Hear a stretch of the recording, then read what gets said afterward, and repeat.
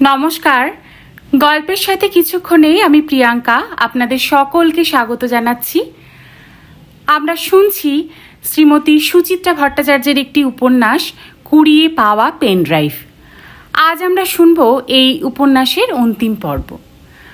আসুন তাহলে আমরা সকলে মিলে শুনে নিই কিভাবে মিতিন রৈরিক সাহেবের তিনখানা চুরি যাওয়া ছবি উদ্ধার করে নিয়ে আসে। পার্বতী নদী চলেছে পাশে পাশে, প্রায় গোটা পথ ধরে নাচতে নাচতে, ঝমর ঝমর শব্দ বাজিয়ে। রাস্তার অন্য ধারে পাহাড়ি জঙ্গল রীতিমতো ঘন। অরণ্য ছাওয়ায় চড়াই উতরাই সবই কেমন অন্ধকার অন্ধকার, যেন রহস্য মাখা।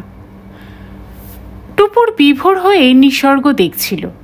তারা যে চোর ধরতে চলেছে তা বুঝি এখন স্মরণেই নেই। বাই খরস্রোতা নদীর ওপারে কি মনোরম উপত্যকা, মাঝে মাঝে ঘন সবুজ চারণভূমি, চড়ছে ভেড়া ছাগলের পাল। আরো খানিক দূরে খাড়া খাড়া পাহাড়, পাইন দেবদারুতে ছাওয়া। চোখে পড়ে আপেল বাগান, শস্য শ্যামল মাঠ। হঠাৎ হঠাৎ উকি দিচ্ছে ধপধপে সাদা পাহাড় চূড়ো, আবার হারিয়েও যাচ্ছে পর মুহূর্তে। আহারে, এই তো স্বর্গ। আপন মনে টুপুর বলে উঠল, আমাদের ট্যুর প্রোগ্রামে মণিকরণ ছিল না কেন? পার্থ বলল, সত্যি না এলে খুব লস হতো, কিন্তু দিব্যি একটা জঙ্গলও দেখা হয়ে গেল। সহেলি কিঞ্চিত শঙ্কিত স্বরে টিঙ্কুকে জিজ্ঞেস করলেন, হ্যাঁ গো, এই পাহাড়ে কি জন্তু জানোয়ার আছে? হাজি। টিঙ্কু ঘাড় নাড়ল। পাহাড়ের একটা বাঁকের স্টিয়ারিং ঘোরাতে ঘোরাতে বলল, চিতা, ভাল্লুক, হরিণ, তবে সব রাস্তায় নামে না, থোড়া দূর দূর থাকে। অবনী বললেন, শুনেছি এখানে নাকি কস্তুরী মৃগ দেখা যায়। হাজি, এক টাইপের বিল্লি ভি আছে, গায়ে মিঠা মিঠা স্মেল। সিভেট, সে তো খুব বিরল প্রাণী। হাজি, এখানে বহুত কিসেমের জানোয়ার আছে, পাখি আছে। পার্থ চোখ বড় বড় করে বলল, গুরু নানক এইসব জঙ্গল ভেদ করে এসেছিলেন? একা নন, সঙ্গে আরও লোক ছিলেন। মানিকারানে পৌঁছে তাদের খুব খিদে পায়। কাছে চাল আটা থাকা সত্ত্বেও উনুনের অভাবে রান্না করতে পারছিলেন না।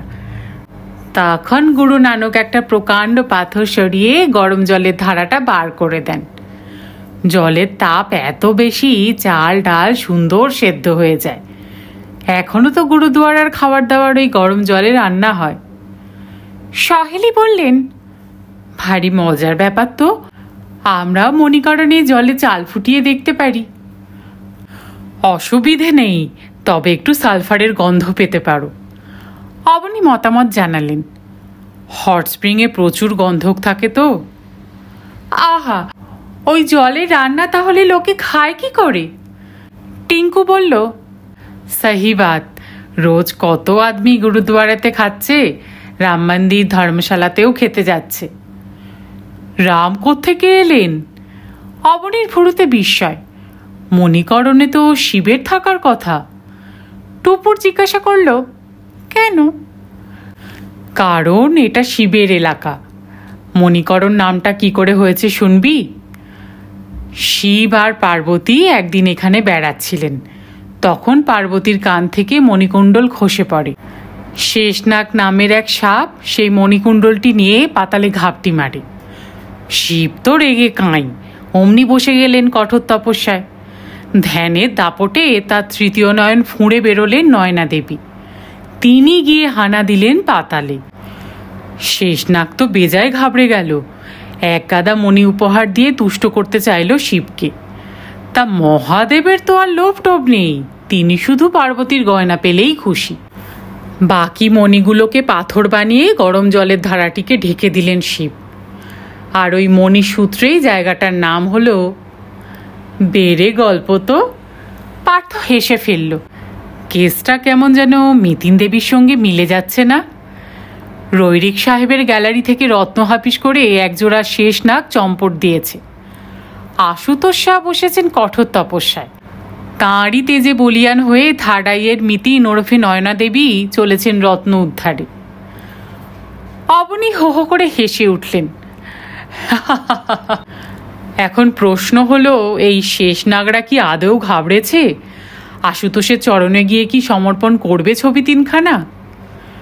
সে গুড়ে বালি, মিতিন দেবীকে ভেলকি দেখাতেই হবে, নইলে শেষ নাগদের কবজায় আনা মুশকিল।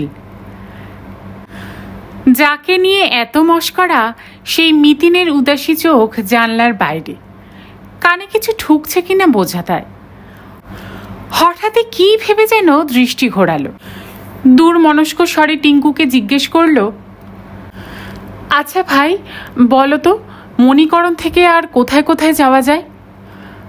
কুলু ছাড়া মণিকারণে বাস রুট তো আর একটাই ম্যাডাম, মণিকারণ থেকে বারসনি। জায়গাটা কত দূর? মণিকারণ পেরিয়ে আরও 12-14 কিলোমিটার। কি আছে সেখানে? হাইডেল প্রজেক্ট, পার্বতী জল থেকে বিদ্যুৎ তৈরি হয়, আর আছে পাহাড়ের মাথায় জমলু মহাদেবের মন্দির। বারসনিতে থাকার কি বন্দোবস্ত? নেই, ওখান থেকে হেঁটে পুলগা গেলে বাড়িঘর মেলে। কাছাকাছি আর কোনো জায়গা? মণিকারণ থেকে হেঁটে ক্ষীরগঙ্গা যেতে পারেন, সেখানে পার্বতী নদীর শুরু। আর 2-4 জন মানালাতেও যায়। সেখানে কি আছে? মানালা এক আজব উপত্যকা ম্যাডাম, বহুকালের পুরনো। লোকে বলে সিকান্দার শাহের কিছু সৈন্য ওখানে রয়ে গিয়েছিল, তাদেরই বংশধরেরাই নাকি মালানার বাসিন্দা। পার্থ জিজ্ঞেস করল, সিকান্দার শাহ মানে গ্রিক সম্রাট আলেকজান্ডার? হ্যাঁ জি, মালানার মানুষ নিজেদের মতো আইন কানুন বানিয়ে নিয়েছে, কেউ ওদের বিরক্ত করে না। ওখানে নাকি রাশি রাশি ধনরত্ন, কিন্তু কোনো চুরি ডাকাতি নেই। পাহারারও প্রয়োজন হয় না, ওরা কথা বলে কানাসি ভাষায়। ভোট দিয়ে নিজেরাই নিজেদের নেতা নির্বাচন করে, তারাই ওদের দেখভাল করে। মালানায় হোটেল টোটেল আছে? না জি, ট্রেকিং পার্টি গিয়ে তাঁবুতে থাকে। বাইরের লোকেদের ব্যাপারে ওরা ভীষণ কড়া, গায়ের মধ্যে বাঁধানো রাস্তা ছাড়া কাউকে হাঁটতে দেবে না। ওদের কাউকে আপনি ছুঁতেও পারবেন না, কোনো জিনিসে হাত লাগালে 1000 টাকা জরিমানা। এমন আবার হয় নাকি? টুপুরের বিশ্বাস হচ্ছিল না, জিজ্ঞাসু চোখে পার্থর দিকে তাকালো। পার্থর আগে অবনীই বললেন, এরকম কিছু কিছু উপজাতি কিন্তু এখনো টিকে আছে ভারতে। এই তো লাদাখের কাছে একটা গ্রামে বাস করে খাঁটি 8-10 ঘর আর্য পরিবার। অসমে আছে কিছু থাইল্যান্ডের অধিবাসী। মুর্শিদাবাদ না ঢাকায় কোথায় যেন পর্তুগিজ পরিবারও আছে বলে শুনেছিলাম। মিতিন ফের কি যেন ভাবছিল, টিঙ্কুকে প্রশ্ন করল, আচ্ছা ট্রেকারদের মানালা যেতে কতক্ষণ লাগে? একদিনে পৌঁছানো খুব কঠিন ম্যাডাম, অনেকটা দূর, কম করে 20-25 কিলোমিটার। রাস্তা বলতেও তো প্রায় কিছুই নেই, পাহাড় ধরে এগোতে হয়। ও, মিতিন আবার চিন্তার সাগরে। এমন গম্ভীর করে রেখেছে মুখখানা, কথা বলতে সাহস হয় না। ট্রেকিং রুটের খবর কেন নিচ্ছিল তা জানারও উপায় নেই। অগত্যা কি আর করা, কৌতূহল গিলে প্রকৃতির শোভা দেখছে টুপুর। খানিকক্ষণ পর হঠাৎ টিঙ্কুর গলা, একটা সওয়াল করতে পারি ম্যাডাম জি? মিতিনের বদলে পার্থর প্রশ্ন, কি? আমি জানি কাল নগরে তসবির চুরি হয়েছে, তখন থেকেই দেখছি ম্যাডামজির সঙ্গে পুলিশের খুব জান পেহচান। ম্যাডামজি কি এনকোয়ারি করছেন? ম্যাডাম একজন গোয়েন্দা, চোর ধরায় ওস্তাদ। সচ? টিঙ্কুর চোখে সম্ভ্রম ফুটে উঠল, মাথা দুলিয়ে বলল, और एक बात, ম্যাডাম জি কি কোনো সর্দারকে সন্দেহ করছেন? ঠিক তা নয়, তবে যারা চুরি করেছে তারা সর্দারজি সেজেছিল, এখনো বোধহয় সেই বেশেই আছে। মণিকরণ সাহিবে তাদের ধরবেন? দেখা যাক, যদি ইতিমধ্যে না ভেগে থাকে। লেকিন ওরা তো কাসোল থেকেও পালাতে পারে। কাসোল? মিতিনের ঘাড় হঠাৎ স্প্রিংয়ের মতো ঘুরেছে। সেটা কোথায়?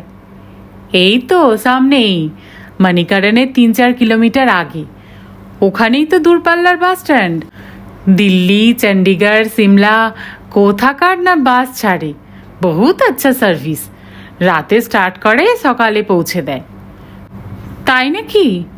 हाँ जी, कसोल भी बढ़िया टूरिस्ट स्पॉट, पार्वती नदी, जंगल, पाहाड़, सुंदर सुंदर ভিউ। অনেক ফরেনার তো মণিকরণের বদলে কাসোলেই থাকে, ভালো ভালো লজ আছে। উৎসাহ নিয়ে বলছে টিঙ্কু, কিন্তু মিতিনের যেন আর আগ্রহ নেই। ব্যাগ থেকে মোবাইল ফোন বের করলো, কি একটা নম্বর টিপতে গিয়েও থেমেছে মাঝপথে। মোবাইল ফের ব্যাগে চালান করে আপন মনে বলল, না, মণিকরণেই যাওয়া যাক। তা মণিকরণ পৌঁছাতে আরও আধ ঘন্টাটাক লাগলো। প্রথমেই শিখদের বিশাল গুরুদ্বার মণিকরণ সাহিব। টিঙ্কু গাড়ি থামাবে কিনা জিজ্ঞাসা করল, না বলল মিতিন। আর একটু এগোতেই পার্বতী নদীর ব্রিজ, তারপর মূল জনপদ, ছোট তবে বেশ জমজমাট শহর। প্রচুর দোকানপাট, দুপান্তর মন্দির, পথের ধারে যত্রতত্র উষ্ণ কুণ্ডে স্নান করছে লোকজন। হালকা একটা গন্ধও ভাসছে বাতাসে, তুবড়ি তুবড়ি ঘ্রাণ, নিশ্চয়ই সালফারের। চতুর্দিকে পেল্লাই উঁচু উঁচু পাহাড় যেন জেলখানার পাঁচিল হয়ে ঘিরে রেখেছে মণিকরণকে। শুধু পূব দিকেই যা একটু ফাঁকা, সেখান থেকে উকি দিচ্ছে এই হিমালয়ের বরফ চূড়ো। ওই পথেই লাফাতে লাফাতে নামছে পার্বতী। স্রোতের কি গর্জন, বাপস! মিতিনের নির্দেশে টিঙ্কু বাস স্ট্যান্ডে নিয়ে গেল গাড়ি। দরজা খুলতে খুলতে মিতিন জিজ্ঞাসা করল, তোমরা কি এখন জায়গাটা ঘুরে দেখবে? সহেলি বললেন, আর একটু জিরিয়ে নিলে হতো না? পাশেই তো ধর্মশালা, আপাতত ঢুকে পড়ো। আমরা হোটেল নেব না? সে হবে খন, এখন ফ্রেশ তো হয়ে নাও, তারপর টাউনটা দেখো। আর তুই? পরে জয়েন করছি। টুপুর মাসির সঙ্গ ছাড়তে রাজি নয়, রয়ে গেল পার্থ আর বুমবুমও। সহেলি অবনীকে নিয়ে রাম মন্দির ধর্মশালায় গেল টিঙ্কু। বুমবুম বড় বড় চোখে জিজ্ঞেস করল, মা, তুমি কি এখনই চোট ধরবে? আগে একটু চা তো খাই। মিতিন পায়ে পায়ে বাস স্ট্যান্ডের চায়ের দোকানটায় ঢুকলো। টুপুর আর বুমবুমকে চিপস কিনে দিয়ে পার্থর সঙ্গে চুমুক দিচ্ছে মশলাদার চায় আয়েশ করে। সামনেই একটা বাস দাঁড়িয়ে, প্রায় ফাঁকা, একটা একটা করে লোক উঠছে। এক অল্প বয়সী পাহাড়ি ছেলে যাত্রীদের মালপত্র তুলে দিচ্ছে ছাদে। বাসটাকে দেখতে দেখতে মিতিন দোকানদারকে জিজ্ঞেস করল, এটা যাচ্ছে কোথায়? কুলু, আখাড়া বাজার। ছাড়বে কখন? টাইম তো 3:30, তবে লাস্ট বাস তো গাড়ি বোঝাই না হলে নড়বে না। সে কি, 3:30 পর আর বাস নেই? একটা ছিল, তার ইঞ্জিন গড়বড় করছে, আর যাবে না। ও। মিতিন আবার নির্লিপ্ত মুখে চুমুক মারছে কাচের গ্লাসে। টুপুর খানিক অসহিষ্ণু স্বরে বলল, আমরা এখানে বসে আছি কেন? চান্স নিচ্ছি। কিসের চান্স? আলটপকা আসমান থেকে যদি কিছু খসে পড়ে। পার্থ গজগজ করে উঠল, ফালতু টাইম নষ্ট করছো কিন্তু, এভাবে গা এলিয়ে দিলে কালপিটদের হদিশ পাবে। তাহলে কি করা উচিত শুনি? গুরুদুয়ারায় গিয়ে খোঁজ নাও। কিভাবে? এই যেমন ধরো, লোক দুটো যদি কাতরেইন থেকে 3-3:30 রওনা দেয়, তাহলে তারা এখানে কখন পৌঁছেছে? রাউন্ড সন্ধে 7-8টা। আমরা যদি গুরুদুয়ারায় গিয়ে চেক করি সন্ধে 7টার পর কারা কারা এসেছে। প্রথমত, তারা অ্যালাউ করবে কেন? দ্বিতীয়ত, যদি তোমার আবদার শুনে পুলকিত হয়ে নামধাম জানায়ও, দেখে বোঝা যাবে কি? নাকি তুমি জনে জনে ডেকে দাড়ি টেনে দেখবে? বুমবুম হিহি হাসছে। পার্থ ঘুম। 2-4 সেকেন্ড পরে ফের বলল, তবু ওই গুরুদুয়ারাই কিন্তু লুকোনোর আসলি জায়গা, ওখানে প্রচুর লোক থাকে। তাছাড়া ভেতরে যদি নাও যাই, সামনের রাস্তায় দাঁড়িয়ে তো থাকতে পারি। 2 মক্কেল যদি ভুলক্রমেও তখন গুরুদুয়ারা থেকে বেরোয়, অমনি তাদের চিনে ফেলবে। সকালে স্কেচ দুটোই মনে মনে দাড়ি পাগড়ি লাগিয়ে। তাহলে তুমি চাইছোটা কি? মণিকরণে এলে কেন? টুপুর বলল, অন্তত পুলিশের কাছে চলো, তারপর তাদের নিয়ে। এই চুপচাপ বসবি? না বসায় তো তোরা দুজনে সোজা উষ্ণকুণ্ডে যা, গরম জলে পা ডুবিয়ে বসে থাক, চমৎকার ম্যাসাজ হবে। টুপুর গোজ হয়ে গেল। পার্থ রেগে মেগে দোকানের বাইরে গোমরা মুখে আকাশ দেখছে। ঠিক তখনই ভোজবাজি। মিতিন তড়াক করে লাফিয়ে উঠেছে বেঞ্চি ছেড়ে, তীর বেগে ছুটছে বাসটার দিকে। গালপাট্টিধারী এক রোগা সর্দারজি পাহাড়ি ছেলেটাকে এক বোচকা দিচ্ছিল। ঝাঁপিয়ে পড়ে চেপে ধরেছে লোকটার হাত। তীক্ষ্ণ স্বরে বলে উঠল, নবীন তারকুণ্ডে, ইয়োর টাইম ইজ ওভার। চমকে তাকিয়েছে লোকটা, পলকের জন্য থতমত।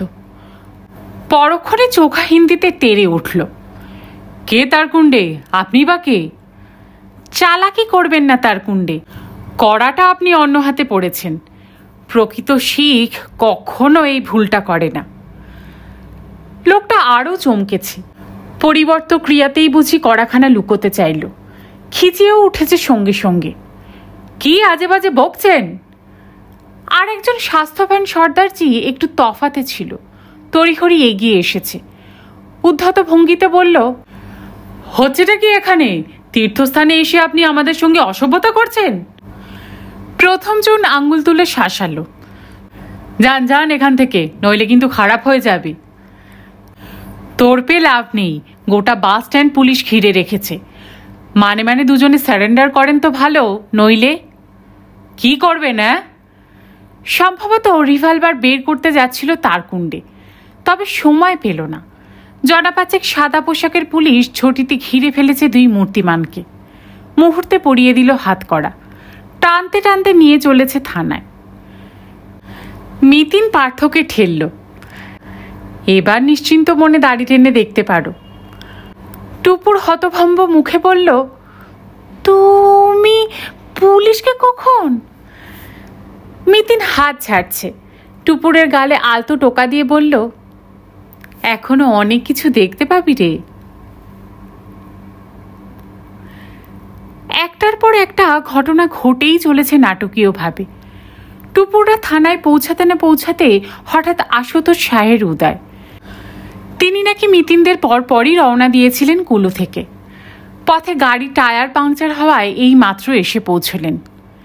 মিতিন মাসির সঙ্গে বাক্যালাপে বোঝা গেল তাঁরই নির্দেশে আজ বনীকরণে পুলিশ তৎপর ছিল। কোথায় কখন কিভাবে পুলিশকে হাজির থাকতে হবে তাও নাকি এসপি সাহেবকে ফোনে জানিয়ে দিয়েছিল মিতিন মাসি কুলু ছাড়ার আগেই।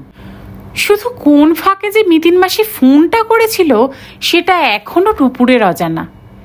ইস, কেন যে টুপুর প্রতিটি মুহূর্তে মাসিকে অনুসরণ করতে পারে না। এখন শুরু হয়েছে আর এক প্রস্থ নাটক, রীতিমতো পিলে চমকানো। তারকুণ্ডে আর ভাটিয়া ছদ্মবেশ খসিয়ে ফেলেছে পুলিশ। তল্লাশির পালাও শেষ। শুকনো মুখে দাঁড়িয়ে আছে মণিকরণ থানার ওসি সুদেশ পাংড়ু। তন্ন তন্ন করে হাতড়েও তিনি তারকুণ্ডেদের কাছ থেকে ছবিগুলো বের করতে পারেননি। আশুতোষ শাহ ধমকে উঠলেন, চোর ধরা পড়লো অথচ তাদের কাছে ছবি নেই, এ হতে পারে? ওদের বডি পর্যন্ত সার্চ করলাম স্যার, ব্যাগ থেকে শুধু 3 বান্ডিল ডলার মিলেছে, মোট 30,000 টাকা গুনে দেখেছি। এত ডলার পেল কোত্থেকে? দুটো খুব পাজি, কিছুতেই মুখ খুলছে না। সিধে আঙ্গুলে ঘি উঠবে না, আঙ্গুল বেকান, রুলের গুঁতো দিন। সে কি আর বলতে হবে স্যার, কিন্তু দুজনেই যেন ঠোঁটে তালা লাগিয়েছে। প্রেশার জারি রাখুন, একদম ঢিলে দেবেন না। Okay sir. সুদেশ বাংড়ু বেরিয়ে যেতেই আশুতোষের গলা থেকে এক রাশ হতাশা ঝরে পড়ল। যা, লোক দুটোকে ধরা কি তাহলে বৃথা গেল ম্যাডাম? মিতিনের কোনো হেলদোল নেই, অবিচলিত স্বরে বলল, তা কেন মিস্টার শাহ, চুরির প্রমাণ তো মিলেছে। কোথায়? ডলারগুলো, ছবির বিনিময়ে ওদের যা জুটেছে। অর্থাৎ ছবিগুলো পাচার করে দিয়েছে বলছেন? অবশ্যই, ছবি এখন মূল অপরাধী জিম্মায়। সর্বনাশ, তাকে এবার পাবো কোত্থেকে? টেনশন করবেন না, সে বাছাধন এখনো পালায়নি। মণিকরণেই আছে? হুম, কুলুতে, আপনার বাংলোর 1-2 কিলোমিটারের মধ্যেই। মানে? পুরোটা জানতে হলে এক্ষুনি যে আমাদের কুলু যেতে হবে মিস্টার শাহ। ওসি চেয়ারে বসেছিলেন আশুতোষ। তড়াক লাফিয়ে উঠেও কুণ্ঠিত মুখে বললেন, কিন্তু ম্যাডাম, সন্ধে নেমেছে, অন্ধকারে এখন কুলুতে যাবেন? তাছাড়া সারাদিন আপনাদের যা ধকল চলছে। উপায় নেই স্যার, রাত পোহালেই পাখি উড়ে যাবার সমূহ সম্ভাবনা। তাই নাকি? আশুতোষের ফুরুতে ভাঁজ। আপনি শিওর ছবি পাওয়া যাবে? 100% নিশ্চিত। কুলুতে ঠিক কোথায় যাবেন বলুন তো? বিভব শর্মার ডেরায়। শুনেই বেজায় চমকেছে আশুতোষ। পরক্ষণে দৃষ্টিতে একটা জিঘাংসার ভাব ফুটে উঠল। তাই বলুন, শর্মাই তাহলে কালপ্রিট? আমারও লোকটার ওপর সন্দেহ ছিল। মিতিনের ঠোঁটে এক বিচিত্র হাসি। মাথা দুলিয়ে বলল, চলুন তাহলে, আমিও আমার ব্যাটালিয়নকে রেডি করে ফেলি। থানা থেকে বেরোনোর আগে উকি দিয়ে একবার তারকুণ্ডেদের দেখে এলো টুপুর। অবিকল বৈজনাথের স্কেচের মতো না হলেও চেহারায় অনেকটাই মিল। মুন্ডু ছুকিয়ে গারদে বসে আছে লোক দুটো। সামনে সুদেশ বাংরু কোমরে হাত রেখে দাঁড়িয়ে। বুমবুমু গিয়েছিল টুপুরের সঙ্গে। চোখ বড় বড় করে বলল, এরা তাহলে আসল চোর নয়? হুম, এদের একজন বস আছে, আমরা এখন তাকেই ধরতে যাব। মানে কটেজের মালিকটাই? হ্যাঁ রে। ঘাড় নেড়ে টুপুর বলল বটে, কিন্তু এখনো তার ধন্ধ কাটছে না। সত্যি বলতে কি, মাসির কাজের ধারা এবার যেন কেমন কেমন। ধরে নেওয়া যাক, বিভব শর্মার হাতে ছবি জমা দিয়ে তারকুণ্ডেরা মণিকরণে গা ঢাকা দিতে এসেছিল এবং এখান থেকেই কাসল টাসল হয়ে চম্পট দিত দুজনে, একেবারে হিমাচল প্রদেশের বাইরে। আর সেটা ঠেকাতেই বুঝি মিতিন মাসি তড়িঘড়ি মণিকরণে গমন। কিন্তু ছবি সমেত বিভব শর্মাকে মুঠোয় না পড়ে তার আগে তারকুণ্ডে ভাটিয়াকে তাড়া করা কেন? পাখি উড়ে যাওয়ার ব্যাপারটাই বা কি? বিভব শর্মা পালাবেন নাকি? লোকটার মতলব কিভাবে আগাম অনুমান করলো মিতিন মাসি? কোনো ক্লু পেয়েছে? সবচেয়ে আশ্চর্যের বিষয়, ভালো মানুষের মুখোশ পরা বিভব শর্মাকে ছবি চুরির চক্রের পাণ্ডা হিসেবে সন্দেহ করেছে, এটাও মিতিন মাসি কাউকে ঘুণাক্ষরে টের পেতে দিল না, উল্টে শর্মারি হয়ে সাফাই গাইছিল। এইসব 7-5 ভাবতে ভাবতে তল্পি তল্পা গুটিয়ে ফের টিঙ্কুর রথে আরোহণ। টুপুররা ফিরছে কুলুতে। সামনে লালবাতি জ্বালিয়ে আশুতোষ শাহের জিপ পাইলট কারের মতো। কোজাগরি পূর্ণিমার চাঁদও চলছে সঙ্গে সঙ্গে। পাহাড়ের ফাঁক দিয়ে দর্শন দেয় হঠাৎ হঠাৎ, আবার হারিয়েও যায়। লুকোচুরি খেলছে যেন। অন্ধকারের নির্জনতায় পার্বতীর আওয়াজও বুঝি বেড়ে গিয়েছে চতুর্গুণ, যেন অট্ট হাসিতে ফেটে পড়ছে। বাইরে কনকনে ঠান্ডা, জানালার বন্ধ কাঁচ বাষ্প মেখে ঝাপসা। টুপুর তবু ওই কাছেই চোখ রেখে বাইরেটা দেখছিল। বাকিরা কেউ ঠুলছে, কেউ বা নিছকই চোখ বুজে বসে। সত্যি তো, একদিনে এত ছুটোছুটি কারো পোষায়? আজই মণিকরণ ছাড়তে হবে শুনে সহেলি তো প্রায় ভেঙে পড়েছিলেন। এখনো তার মুখে সেই অসন্তোষের ছোঁয়া। অবনীর নিশ্চিন্ত ঢুলুনি দেখে রাগটা বুঝি আরো বেড়ে গেল। গুমগুমে গলায় বলে উঠলেন, কুলুতে তো হোটেল মেলার চান্স নেই, সুতরাং আজ নিশ্চয়ই গাড়িতেই রাত্রিবাস। পার্থ তাড়াতাড়ি বলে উঠল, না না, মিস্টার শাহের সঙ্গে কথা হয়েছে, উনি আমাদের থাকার বন্দোবস্ত করবেন। কোথায়? হাজতে? যা, কি যে বলেন। পার্থ হেসে ফেলল। আমরা উঠব সার্কিট হাউসের ভিআইপি আস্তানায়, আরামসে ঘুমোতে পারবেন। সে কপাল কি করে এসেছি? মিতিনের যদি বাই চাপে তো রাত 2টোয় হয়তো রওনা দিতে হলো কোথাও। টেনশন করবেন না দিদি, মিতিনের বায়না আর আমরা শুনবই না। রাত্রকু বিশ্রাম নিয়ে কাল আমরা মানালি যাব, যা বই। যাকে নিয়ে সহেলির এত গজগজ, সেই মিতিন কিন্তু নিশ্চুপ। ঝড়ের আগে আকাশের মতো থমথম করছে তার মুখখানা। গাড়ি কুলুতে ঢোকার পর টানটান হয়ে বসল। বিভব শর্মার কটেজে 4 চাকা থামতেই তড়াং করে নেমেছে।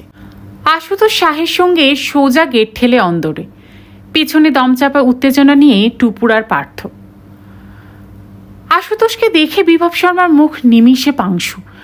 আমতামতা করে বললেন, স্যার আপনি ম্যাডামের সঙ্গে? ভেবেছেন কি কুলুর মানুষ হয়ে বদমতলব বাড়ছিলেন? আশুতোষ গর্জে উঠেছেন। বের করুন, বের করুন ছবিগুলো। ছবি? কি ছবি? ন্যাকা সাজবেন না, আপনি তো নাটের গুরু। কি বলছেন স্যার, আমি তো কিছুই বুঝতে পারছি না। 1 মিনিট, আমি বলছি। আশুতোষকে টপকে মিতিন সামনে এলো, কেজু গলায় বিভব শর্মাকে বলল, আপনার সেই ইটালিয়ান সাহেবটি এসেছেন? হ্যাঁ ম্যাডাম, বিকেলেই পৌঁছে গিয়েছেন 4:30 নাগাদ। এখন তিনি কোথায়? রুমে। এসেই বললেন তাকে যেন বিরক্ত করা না হয়, রাত 10টায় উনি নিচে নেমে ডিনার সেরে যাবেন। কোন ঘরটায় আছেন উনি? বাঁ দিকেরটায়। কেন ম্যাডাম? জবাব না দিয়েই মিতিন আশুতোষকে ডাকল, চলুন চটপট। কাঠের সিঁড়ি বেয়ে উঠে দরজায় টোকা দিল মিতিন। মিনিট 2 পর পাল্লা খুলল। নীলচে চোখ, টকটকে রং, মাঝারি উচ্চতার রবার্তো জোয়ান্নি একবার দেখলেন মিতিনকে, একবার স্যুটটাই পরিহিত আশুতোষকে। রুক্ষস্বরে বললেন, কি চাই? আপনাকেই। মিতিনের সব প্রতিভা উত্তর। ভিতরে যেতে পারি? অবশ্যই না, আমি এখন ব্যস্ত আছি। কিন্তু আমাদের যে ঢুকতে দিতেই হবে মিস্টার জোয়ান্নি, আপনার ঘরটা তল্লাশি করা যে খুব জরুরি। কেন? এবার রবার্তো যেন নাড়া খেয়েছেন, চোখ সরু করে বললেন, কে আপনারা? আশুতোষ শাহকে দেখিয়ে মিতিন বলল, ইনি কুলু ডিস্ট্রিক্টে সুপারিনটেন্ডেন্ট অফ পুলিশ। আমাদের কাছে খবর আছে আপনি নিকোলাস রোয়েরিখের 3খানা ছবি চুরি করেছেন। এখন কি মানে এই ছবিগুলো ফেরত দেবেন, নাকি আমরাই খুঁজে নেব? রবার্তো মন দিয়ে শুনলেন কথাগুলো, তারপর হঠাৎই হা হা হেসে উঠেছেন। হা হা হা হা। কি আজগুবি অভিযোগ! আমি একজন ভারতপ্রেমী বিদেশি, ওই ধরনের নোংরা কাজ আমি কখনো করতে পারি?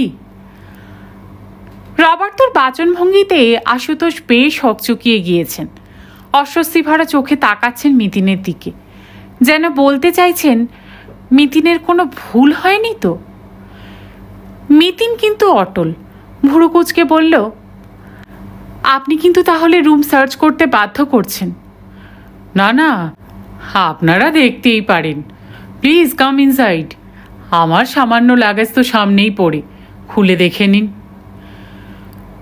সত্যি মালপত্র তেমন নেই রবার্তোর, একটা ক্যামেরা ব্যাগ আর একটা হ্যাভারস্যাক। ঈষৎ দ্বিধা নিয়ে আশুতোষ হাত লাগালেন অনুসন্ধানে। পার্থ ক্যামেরার ব্যাগ থেকে বেরোলো ভাঁজ করা তেপায়া স্ট্যান্ড সহ একটি অতি মূল্যবান ডিজিটাল ক্যামেরা, সঙ্গে খাপে একগুচ্ছ টেলিলেন্স। হ্যাভারস্যাকে রয়েছে সাহেবের জামা কাপড়, বই আর দৈনন্দিন ব্যবহারের কিছু টুকিটাকি। আসল জিনিসগুলো না পেয়ে আশুতোষ খুলে খুলে দেখছেন wardrobe, drawer, dressing table. Partha ছুটল বাথরুমে। সিস্টার্নের ঢাকা, গিজারের মাথা কিছুই নিরীক্ষণ করতে ভুলল না। টুপুর উকি দিল নিভে থাকা ফায়ারপ্লেসের অন্দরে। খাট বিছানা সরিয়ে সরিয়েও দেখলেন আশুতোষ, না, ছবিগুলো কোথাও নেই। চেয়ারে বসে মিটিমিটি হাসছেন রবার্তো। বললেন, এখনো কিন্তু কার্পেট তুলে দেখা হয়নি, আমি কি হেল্প করব? আশুতোষের মুখ লাল। হিন্দিতে চাপা গলায় মিতিনকে বললেন, এভাবে আমাকে বেইজ্জত করার কোনো মানে হয়? মিতিন রাগ আড়ল না, আস্তে আস্তে ক্যামেরাটার সামনে গিয়ে দাঁড়ালো। ঘাড় হেলিয়ে রবার্তোকে জিজ্ঞেস করল, আপনি বুঝি প্রফেশনাল ফটোগ্রাফার? পুরোপুরি নয়, তবে ফটো তোলা আমার নেশা। ও। মিতিন তেপায়া স্ট্যান্ডখানা হাতে তুলে নিল। পাহাড়ের ফটো তুলতেও কি আপনি স্ট্যান্ড ব্যবহার করেন? কখনো সখনো করি বই কি, সানরাইজ সানসেটের সময় ওটা খুব কাজে লাগে। ঝপ করে একটা পায়ার তলায় হাত রাখল মিতিন। চার দিয়ে ঘোরাতেই খুলে গিয়েছে পায়া। ভেতরে আঙ্গুল ঠুকিয়ে টেনে বের করলো একখানা ছবি। রোল করে পোড়া ছিল পায়াটায়। পাকানো ছবিটা খুলতে খুলতে মিতিন বলল, কায়দাটা ভালোই নিয়েছিলেন মিস্টার জোয়ান্নি, কিন্তু শেষ রক্ষা হলো না। রবার্তোর মুখ চোখ পলকে বদলে গিয়েছে, দৃষ্টি দিয়ে আগুন বেরোচ্ছে যেন। হিংস্র রাগে মিতিনের ওপর ঝাঁপিয়ে পড়তে যাচ্ছিলেন, তড়িৎ পায়ে সরে গেল মিতিন। সঙ্গে সঙ্গে আশুতোষের হাতে উঠে এসেছে রিভলভার। সেফটি ক্যাচ তুলে নিয়ে বললেন, ডোন্ট মুভ, এক চুল নড়লে গুলি করতে বাধ্য হব। ক্যামেরা স্ট্যান্ডের বাকি দুটো পায়া থেকে মিতিন বের করলো আরও দুখানা পেন্টিং। তার হাতে যেন এখন 3 টুকরো হিমালয়, জল রঙে আঁকা। প্রতিটি ছবির তলায় নিকোলাস রোয়েরিখের স্বাক্ষর। মিতিন বিদ্রুপের সুরে বলল, রাতটা আর সকাল হলো না মিস্টার জোয়ান্নি, ভুনটার থেকে কাল ভোরের ফ্লাইট আপনাকে ছাড়াই উঠবে। শুনে কষ্ট পাবেন, $30,000 সমেত আপনার 2 এজেন্টও এখন পুলিশের হেফাজতে। রবার্তো জোয়ান্নি ধপ করে বসে পড়লেন চেয়ারে। তার কাঁধ দুখানা ঝুলে গিয়েছে। রোটাং পাসের পথ যথেষ্ট দুর্গম। রাস্তাটা অসম্ভব খাড়াই এবং বেশ ভাঙাচোরা। টিঙ্কুর প্রাণপণ চেষ্টাতেও গতি বাড়ছিল না, গঙ্গো করছে গাড়ি। একটা বাঁক পেরোয় চরকি খেয়ে যায় মাথা। একই সঙ্গে খুলে যায় হিমালয়ের নবনব ডুব। অবশেষে কাল বিকেলে মানালি পৌঁছেছে টুপুররা। উঠেছে একটা চমৎকার হোটেলে, হিড়িম্বা টেম্পেলের কাছে।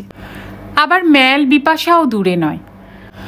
ঘরে জানালা খুললেই পিছনে এক আপেল বাগান। লাল আভা মাখা সোনালি আপেল গাছ থেকে পড়ে গড়াগড়ি খাচ্ছে মাটিতে। তার ওপারে হিমালয়। সার সার বরফে ঢাকা চূড়ো যেন পাহারা দিচ্ছে সুন্দরী মানালিকে। এসেই কাল রাতে টুপুররা গিয়েছিল বিপাশার পাড়ে। সেও এক মনোহর অভিজ্ঞতা। চাঁদের কিরণে ঝিকমিক করছে বিপাশা, যেন কুচি কুচি হিরে ভাসছে স্রোতে। জ্যোৎস্না মেখে বরফ ঢাকা পাহাড়ও কি স্নিগ্ধ তখন। মানালি আসার পথে টুপুরদের আর একবার যেতে হয়েছিল নগ্গর আশুতোষ শাহ আর কিষানলাল দুগ্গড়ের অনুরোধে। এমন চর্বচস্য খাওয়া হলো পার্থমেশ্বর তো প্রায় হাঁসফাঁস দশা। মিতিন উপহার পেল স্থানীয় শিল্পীর আঁকা হিমালয়ের একখানা ছবি। কিষানলাল নাকি রোয়েরিক মেমোরিয়াল ট্রাস্টেও আবেদন রেখেছেন নিকোলাসের পেন্টিং উদ্ধারের জন্য একটা সম্মানজনক পারিশ্রমিক দেওয়া হয় মিতিনকে। থার্ড আইয়ের কার্ডও রেখে দিলেন কিষানলাল। আর আশুতোষ শাহ উদ্যোগ নিয়েছেন মিতিনকে একটা সংবর্ধনা জানানোর হিমাচল প্রদেশের সরকারের তরফ থেকে। সম্ভবত ফেরার সময় টুপুরদের আর একবার থামতে হবে কুলুতে। সে যাই হোক, সকলেরই মন আজ খুশিতে ঝলমল। পথের কষ্ট কেউই গায়ে মাখছেন না। সহেলি পর্যন্ত ঠাট্টাই আর কি জুড়েছেন অবনীর সঙ্গে। বুমবুমও আজ মোবাইল গেমে মত্ত নয়। হিমালয়ের এমন অমোঘ টান, সেও মোহিত হয়ে দেখছে পাহাড় পর্বত। পার্থ নিজের জায়গায় সামনের সিটে ঝাঁকুনি খেতে খেতে একটু আগে গান ধরেছিল আকাশ ভরা সূর্য তারা। তার বেসুরো গলা শুনে টিঙ্কুও হেসে খুন। সঙ্গীত ছেড়ে পার্থ এবার মজায় মেতেছে। হঠাৎ টুপুরকে বলল, তোর মাসির কিন্তু হেব্বি ক্যালি, হিমালয়ে এসেও একটা কেস জুটিয়ে ফেললো তো। টুপুর বলল, মেন ক্রেডিটটা কিন্তু বুমবুমের, ভাগ্যিস ও পেন ড্রাইভখানা পেয়েছিল। আরে শুধু পেন ড্রাইভেই হয়, ওই পেন ড্রাইভ খেলিয়ে খেলিয়ে কেমন একটা কেস বানিয়ে নিল সেটা একবার ভাব। সাধে কি বলি তোর মাসির মাথায় জিলিপির প্যাঁচ। টুপুর হিহি হেসে উঠল, হাসতে হাসতে বলল, একটা প্রশ্ন কিন্তু তোমায় করা হয়নি মাসি। মিতিন স্মিত মুখে বলল, কি রে? ওই জোয়ান্নি সাহেব তোমার সন্দেহের তালিকায় ঢুকলেন কিভাবে? বিভব শর্মার কটেজে আসছে শুনেই কি? ঠিক তা নয় রে, নামটা মাথায় রয়ে গিয়েছিল। আর্ট গ্যালারির রেজিস্ট্রারে পেশাদার ফটোগ্রাফারদের তালিকায় ওই নাম চোখে পড়তেই সন্দেহটা দানা বাঁধে। তারপর যেই শুনলাম তারকুণ্ডেদের ঘর ভাড়া ক্রেডিট কার্ডে মেটানো হয়েছে, তখনই বুঝলাম অন্য কেউ টাকা পাঠিয়েছে। কারণ অত টাকা দেওয়া তারকুণ্ডেদের পক্ষে সম্ভব নয়, অন্তত তাদের স্ট্যাটাস তাই বলে। পরে তো বিভব শর্মার কাছ থেকে বিল নিয়েও দেখা গেল ওদের আর রবার্তো জোয়ান্নির ক্রেডিট কার্ডের নম্বর এক। হ্যাঁ, মিস্টার শাহ তো দুখানায় স্লিপই সিজ করলেন। তারকুণ্ডে আর ভাটিয়ার সঙ্গে রবার্তো যোগাযোগের ওটাই তো মোক্ষম প্রমাণ রে। আলোচনার মাঝে সহেলি ধমকে উঠেছেন, এই তোরা কেসের গপ্প থামাবি? এত সুন্দর প্রকৃতির মাঝে চোর ছেঁচড় নিয়ে বকর বকর ভালো লাগে? হক কথা। টুপুর থেমে গেল। হেঁচকি তুলে টুপুরদের গাড়িও থেমেছে রোটাং পাসের মাথায়। গাড়ি থেকে নামলো টুপুর, সঙ্গে সঙ্গে কনকনে হাওয়ার প্রবল ঝাপটা। গিরিপথ পেয়ে কি জোরে বাতাস বইছে রে বাবা। ঝটিতে কুলুটুপিতে টুপুর ঢেকেছে কান মাথা, গলা পর্যন্ত টেনে দিল ফুলহাতা পশমের জ্যাকেটের জিপার। তবু যেন বাধা মানছে না, হাড়ে গিয়ে বিঁধছে হিমকণা। টুপুর কোনো ক্রমে স্থিত করল নিজেকে। অমনি চোখ জুড়ে এক অনবদ্য দৃশ্য। দুসারি পাহাড়ের মাঝখান দিয়ে কত দূর এঁকে বেঁকে চলে গিয়েছে গিরিপথ। ওই পথ দিয়েই বুঝি একসময় বাণিজ্যে যেত বণিকের দল। ওই রাস্তা দিয়েই কত যে মানুষ প্রথম পা রেখেছে ভারতের মাটিতে। ভাবতে গিয়ে দুম করে নিকোলাস রৈরিককে মনে পড়ল টুপুরের। নিকোলাস সাহেব এই সব রাস্তায় ঘুরে বেরিয়েছেন পায়ে হেঁটে।